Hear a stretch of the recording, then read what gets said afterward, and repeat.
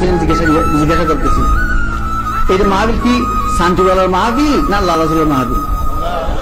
খালি শান্তিওয়ালারা আঞ্জাম দিয়েছেন, একটা মাধ্যম পাইয়ে হয়ে কি করেছেন, আঞ্জাম করেছেন। মাহফিল কার? আল্লাহ আল্লাহ রাসূলের। আপনার টুপি নিয়ে কোনো হিংসা কিন্তু আছে? আমাদের মধ্যে সব সময় তুমি অন্য টুপি আছে না, সেজন্য আমরা কি হিংসা করতে পারবো?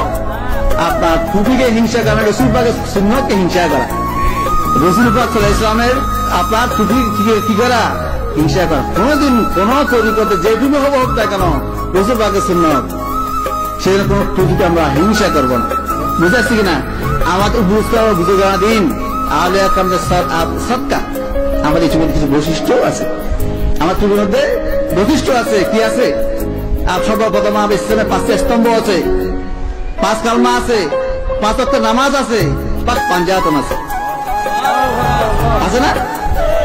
5 ওয়াক্ত নামাজ আছে, 5টা কুটি, 5 কালমা আছে, 5টা কুটি, 5 কুটি তাই আছে, 5 পাঞ্জাতন। 5 পাঞ্জাতন কারা জানেন?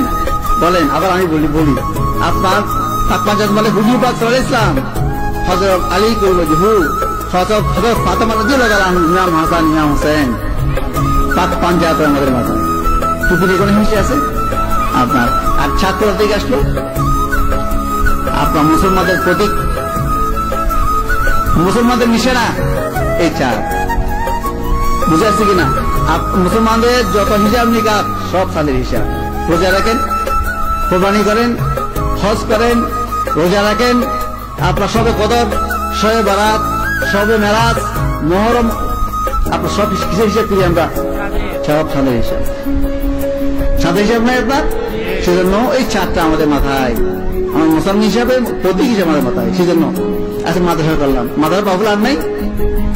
শুনলাম এই ছাত্রী উপরে মাদ্রাসায় গেলে আপনার হুজুরেরা নাকি লাঠি দিয়ে গুতে শান্তি ফেলে গেলেন। ইনকার করা হলো না?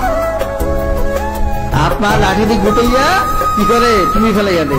এটা যখন শুনলাম আমাদের ছেলে সন্তান তো নাজেহাল হয় মাদ্রাসায় পড়ে। এই মাদ্রাসা আমার চট্টগ্রামে নেই, ঢাকাতে নেই, আমরা এই মাদ্রাসা করে আসিনি।